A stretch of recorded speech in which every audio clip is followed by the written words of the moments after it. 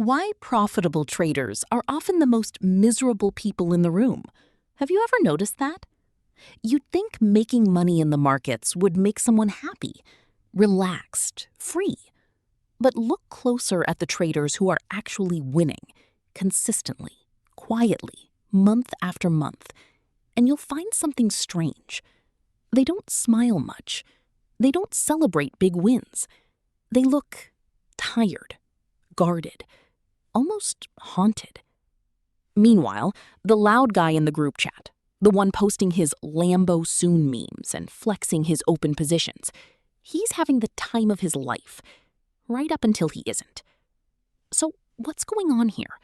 Why does profitability seem to come with a side order of misery? Today, we're going to break down the psychology behind this, because once you understand it, you'll never look at successful traders the same way again.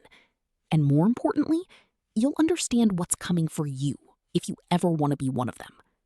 Let's get into it. Point 1. Profitability kills the dopamine that made you love trading in the first place. Here's something nobody tells beginners.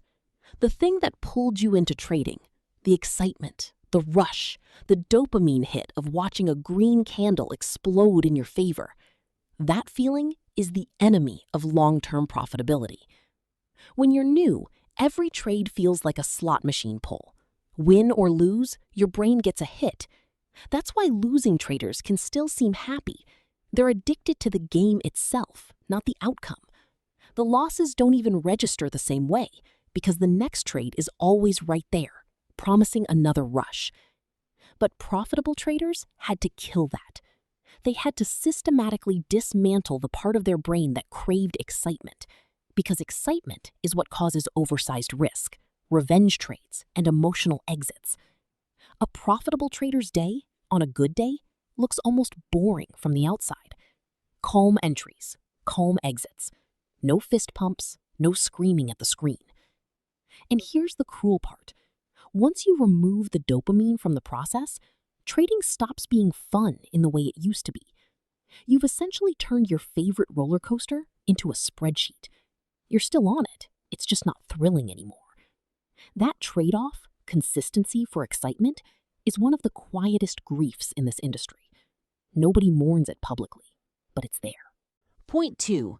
The isolation of seeing what other people can't see. This one is heavier than people realize.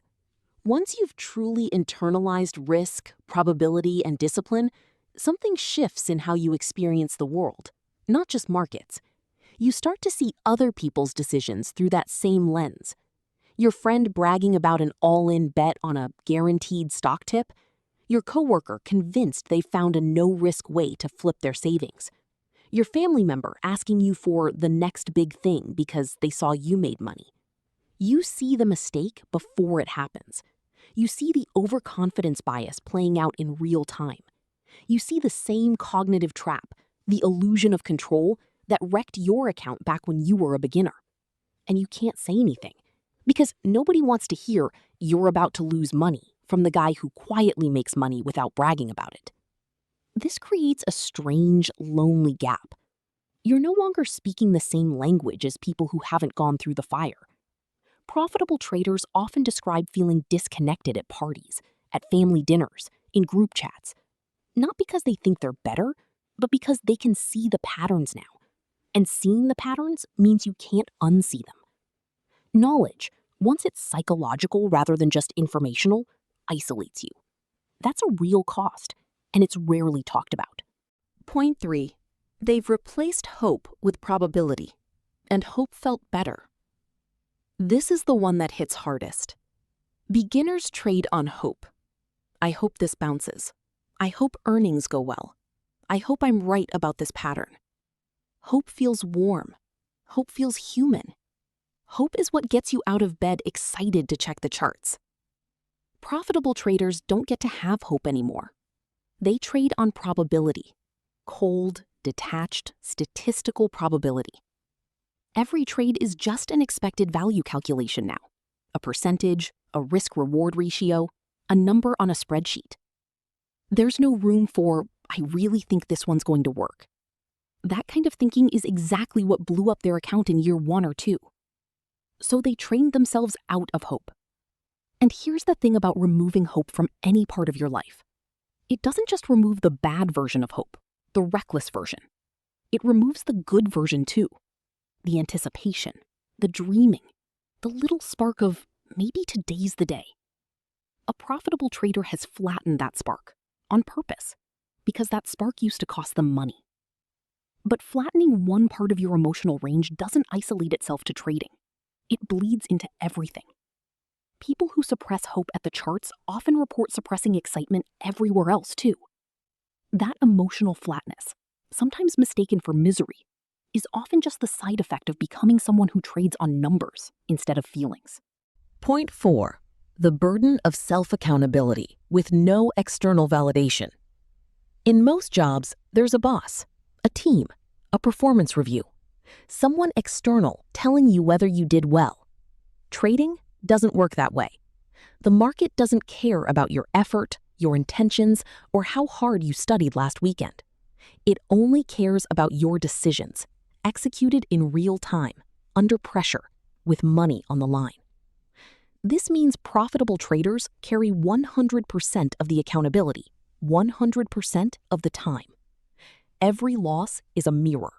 Every mistake is undeniable, immediate, and quantifiable in dollars. There's no manager to blame, no coworker who dropped the ball, no external excuse that holds up. This level of radical self-accountability is psychologically exhausting in a way that most careers simply don't demand. Psychologists talk about something called locus of control, whether you believe outcomes are caused by your own actions or by outside forces. Profitable traders are forced into an extreme internal locus of control. Every win, they earned. Every loss, they own. There's no diffusing responsibility. And carrying that weight, trade after trade, day after day, for years, that wears a person down in ways that don't show up on the outside. It shows up as that quiet, distant look in their eyes. Not sadness exactly, more like the weariness of someone who stopped lying to themselves a long time ago. Point 5. Success without witnesses feels hollow. Here's a quiet truth about human psychology. We are wired to want our wins to be seen. It's tribal. It's ancient. We want someone to clap, to acknowledge, to say, "You did it." But most profitable traders trade alone, literally alone, at a desk, with charts, in silence. Their biggest wins often happen on a random Tuesday afternoon, with nobody around to celebrate. They can't even talk about it much, because bragging about gains online attracts the wrong kind of attention. Scammers, beggars, jealous acquaintances. Or worse, pressure to perform that same result again next month. So the wins start to feel muted, almost anticlimactic. You hit a milestone you used to dream about, and instead of euphoria, you feel nothing much. Just relief, maybe. Then back to work. This is actually a documented psychological pattern called the arrival fallacy, the false belief that reaching a goal will deliver lasting happiness. Traders chase profitability assuming it'll feel like freedom, and when it arrives quietly, with no parade, many of them feel almost cheated. Like, wait, this is it? This is what I sacrificed years for? That gap between the dream of making it and the reality of just another Tuesday is one of the most under-discussed sources of trader burnout and quiet misery in this entire industry. So what does this actually mean for you? If you're watching this and you're not yet consistently profitable, here's the lesson. Don't romanticize the destination. A lot of you are chasing profitability like it's going to feel like winning the lottery. For most traders, it doesn't. It feels like silence, like control, like a flattened emotional landscape where the highs are lower and the lows are more manageable, but the in-between is just quiet. And that's not a bad thing. It's actually the trade-off worth making, because the alternative, staying emotionally high on hope, dopamine, and excitement, is the exact psychological profile of someone who's still gambling, not trading. The misery profitable traders sometimes carry isn't a sign that something went wrong. It's often a sign of what they had to give up to get there. The noise, the hope, the dopamine, the validation. They traded those things for consistency. And consistency, brutally, doesn't always feel good. It just works. The traders who understand this ahead of time, who go in expecting a quieter, lonelier, more self-accountable version of success, adjust faster. They don't panic when the thrill disappears. They don't mistake the calm for boredom and go looking for excitement again, which is exactly how profitable traders self-sabotage back into losses. They recognize the quiet as a sign they're doing it right. If there's one thing to take from this video, it's this. Emotional intensity and trading success move in opposite directions. The less your trading feels like a roller coaster, the more likely you are doing it correctly. And if that feels lonely sometimes, that's not failure. That's just the cost of admission nobody warns you about.